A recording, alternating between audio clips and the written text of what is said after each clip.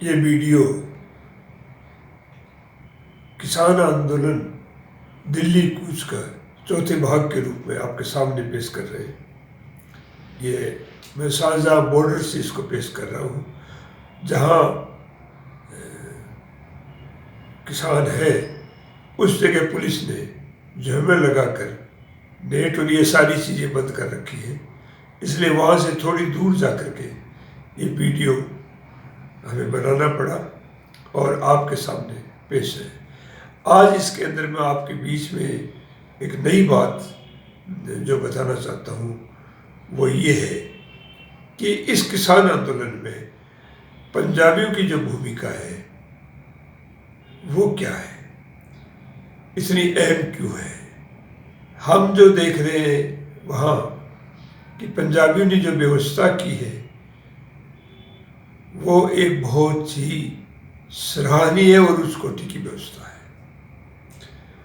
हमें आंदोलन के बारे में, पंजाब के बारे में, पंजाबी कल्चर के बारे में, पंजाबी इतिहास के बारे में हमें पढ़ना होगा। पंजाब एक गुरु का स्थान रहा है। आप गुरु कह लीजिए, उसको गाइड कह लीजिए, उसको किसी भी नाम से आप उस्ताद के रूप में कह लीजिए, उसके बिना कोई भी आगे नहीं बढ़ सकता। भगत सिंह भी लेनिन को अपना एक आदर्श मानता था, एक गुरु मानता था और फांसी से कुछ समय पहले तक वो लेनिन के बारे में पढ़ रहा था।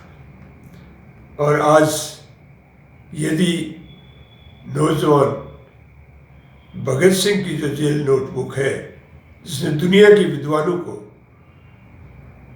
किताबों को पढ़कर जो उसने सार लिखा है, वो हर हालत में उनको पढ़ने से उनको बात मिल जाती है। मैं आज जिस जगह एक हिस्टोरिशियन और आर्कियोलॉजिस्ट के मुकाम पे हूँ, उसका मेरा भी एक गुरु है जिसका नाम है कॉमरेड हरकिशन सुरजीत, जिनकी देखरेख में, जिनकी गाइडेंस में मैंने बहुत कुछ सीखा है और हर बार मेरे को वो गुरु याद आ जाता है। एक बार मैंने सन 2020 के अंदर ये सवाल किया था कि मैं पंजाब के बारे में समझना चाहता हूँ, पंजाब को मैं देखना चाहता हूँ। वो बड़े जिस ढंग से उत्तर देते थे और व्यवस्था, वो उत्तर ही नहीं देते थे, वो व्यवस्था भी करते थे। मेरे को उन्होंने कहा, क्या आप पंजाब 12 महीने के लिए आ सकते हो? मैंने कहा बिल्कुल आ सकता हूँ। मैं 12 महीने पंजाब चंडीगढ़ बाबा सोहन सिंह भाखड़ा ट्रस्ट का सेवादार कैसे से काम किया। बहुत मेरे को खुशी हुई और मेरे को पूरे पंजाब को घूमने के लिए, पंजाबी कल्चर और इतिहास को जानने का मौका मिला। और मैं वहाँ के किसानों के जो आंदोलन हुए हैं, उन आंदोलनों के इतिहास को भी मेरे को पढ़ने का मौका मिला, क्योंकि वहाँ पुस्तकालय को मेरे को सुविधा मिल गई थी। पंजाब में सब जगह मैं गया, घूमा, तो मैंने देखा, मैंने पढ़ा, कुका आंदोलन से शुरू किया। मैंने गुरु ग्रंथ साहब को भी पढ़ा। मैं चीमा भवन में मैंने पूछा साथियों से कि मैं गुरु ग्रंथ साहब को पढ़ना चाहता हूँ, तो उन्होंने कहा गुरु ग्रंथ साहब को आप सिर के ऊपर रख करके इज्जत के साथ कपड़े में बंद करके लाना पड़ेगा। तो मैंने कहा मैं कैसे इकट्ठा करूँ, मैं तो एक धर्मनिरपेक्ष आदमी हूँ, मैं किसी धर्म में विश्वास नहीं करता। तो उन्होंने कहा उसके कुछ पार्ट्स जो है वो आप अलग अलग पार्ट्स खरीद लीजिए और यहाँ आकर के ग्रंथ साहब को उसको इकट्ठा कर लीजिए। मैंने पढ़ा, उसको देखा। आज के जो गुरुद्वारे हैं, वो गुरुद्वारे हिंदुस्तान के अंदर एक कुर्बानियों के रूप में है, अड्डे कायम है। वहाँ हमें फख्र है इस बात का, और ये कहावत सही है कि जो दानवीर होता है वही सूरवीर होता है। मैं आनंदपुर साहब गुरुद्वारे से लेके पटना साहिब तक और दिल्ली के गुरुद्वारों में बहुत बार जाता हूँ, मैं देखता हूँ शरण वो देता है, सहायता वो देता है जो दानी और बहादुर होता है, और लड़ाई भी वही लड़ता है। अंग्रेजों के खिलाफ जितनी कुर्बानी पंजाब ने दी और लोगों ने नहीं दी। और मैं जिस गुरु का शिष्य रहा हूं, उस गुरु ने यही कहा कि जिंदगी एक बार मिलती है, आप घर के लिए सब करते हैं, अपने छोटे छोटे बच्चों को चूहा भी पाल लेता है, आप लोगों के लिए जिस वर्ग में पैदा हुए हो उसके लिए आप क्या कर रहे हो।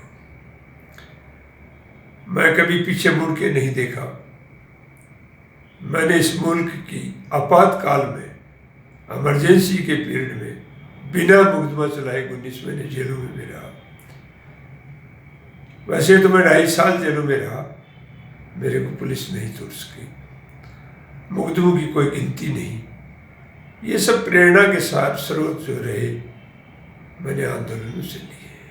राजस्थान में आंदोलन हुए, उसमें शेखावाटी आंदोलन की भूमिका है, और उस भूमिका में हरकिशन सुरजीत की बहुत बड़ी भूमिका है।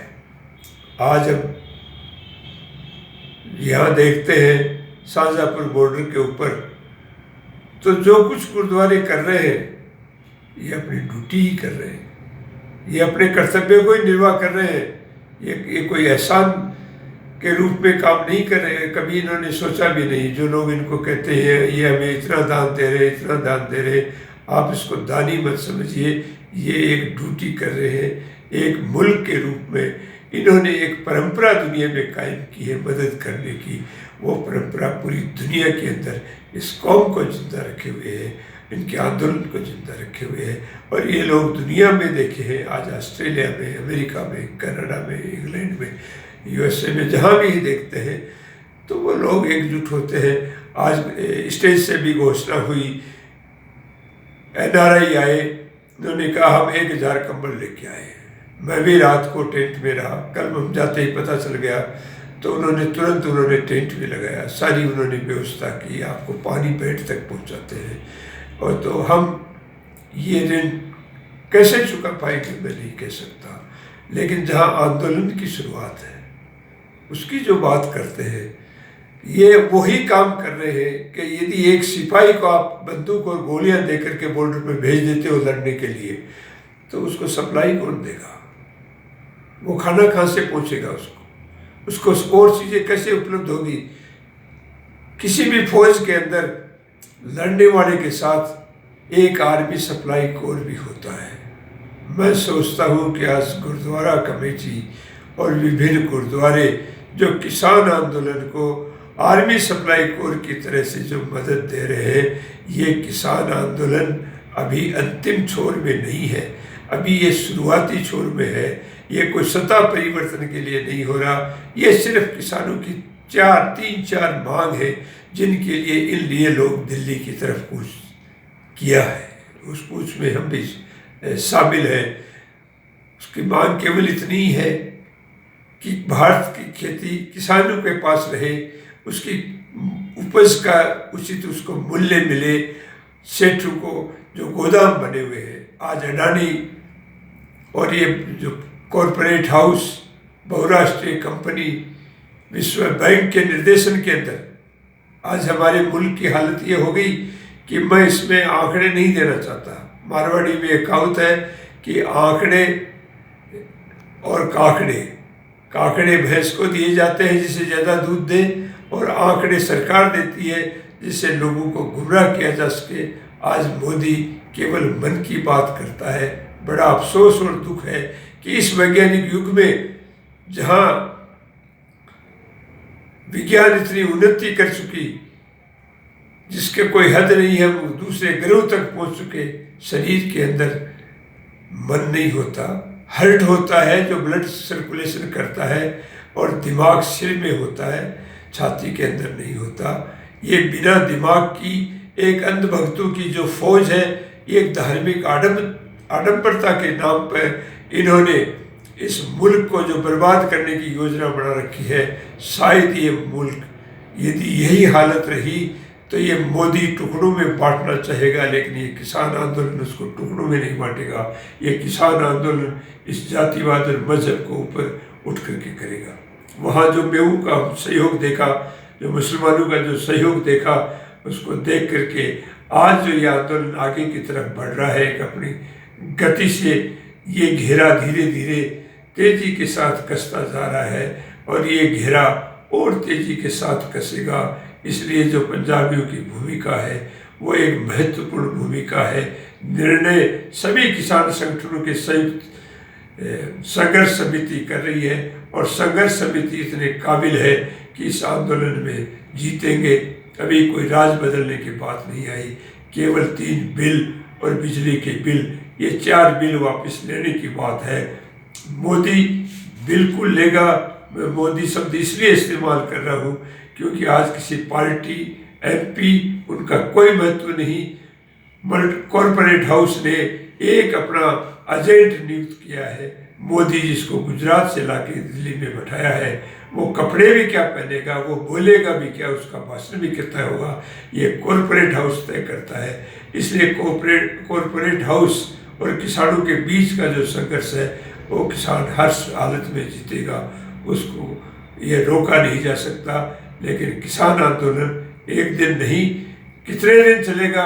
इसलिए मैं इन सभी साथियों से अनुरोध करता हूँ कि पुराने किसान आंदोलन के इतिहासों का भी आप अध्ययन करें, आप देखें, पेरिस के आंदोलन का भी आप अध्ययन करें, आप हुनान किसान रिपोर्ट को भी आप पढ़ें, आपके समझ में आ जाएगी कि। और आज मीडिया चाहे कितना भी बिकाऊ हो गया हो, चाहे मोदी ने कितना भी खरीद लिया हो, लेकिन इतने जरिए हैं कि अंतर्राष्ट्रीय स्तर तक कोई बात जाती है और किसान पे यदि दमन होता है तो ये बात आप याद रखना, पूंजीपति कॉरपोरेट हाउस टैंक बना सकता है, लेकिन टैंक चलाने वाला जवान किसान पैदा करता है, देश की सुरक्षा करने वाला किसान पैदा करता है। कॉरपोरेट हाउस के बेटा कभी देश की सुरक्षा नहीं कर सकता। इसलिए इस मुल्क को केवल किसान बचा सकता है। किसान अपनी लड़ाई में जीतेगा, इसको कोई हरा नहीं सकता। और ये नौजवान जो आज संगठनों के रूप में SFI और उन संगठनों के रूप में जो सामने आ रहे हैं, ये बहुत ही धन्यवाद के पात्र हैं। और आज जो हम कर रहे हैं, मैं सोचता हूँ कि हम हमारे लिए नहीं कर रहे हैं, हम आने वाली पीढ़ी के लिए कर रहे हैं। और वो पीढ़ी हमें उलाहना नहीं दे कि ये मुल्क आज़ाद था, इस मुल्क को आपने वापस गुलाम बना दिया। इसलिए आज इस पूंजी और मानव के बीच के संघर्ष को किसान जीतेगा, ये वर्गीय संघर्ष जीतेगा। धन्यवाद।